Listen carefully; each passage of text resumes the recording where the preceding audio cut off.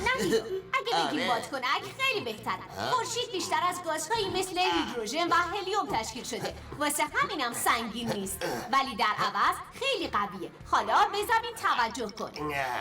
زمین بیشتر از آهن و سنگ تشکیل شده، پس خورشید نسبت به اندازش از اون سبکتره. و یادت باشه که آهن و سنگ خیلی سختن.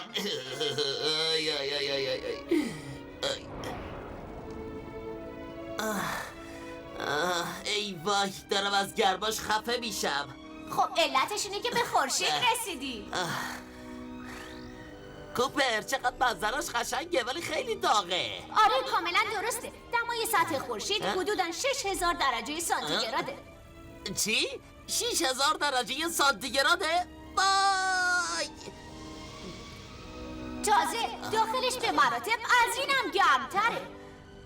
وای! اگه آماده ای بیا به سطح خورشید نزدیکتر بشی. خیلی خوب باشه.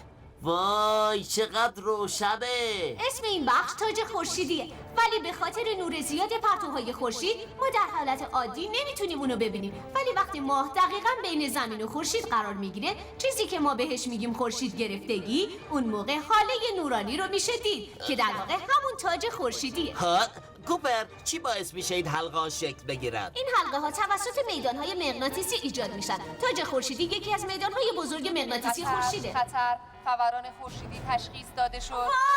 خدای ما، بیا! ببینم اون صدای چیه؟ خورشید در حال فورانه؟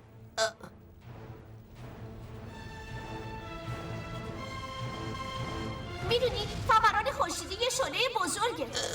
چی گفتی؟ چولا دارم بیان به سمت ما؟ آره درسته. خیلی خطرناکه، بهتر از اینجا بریم.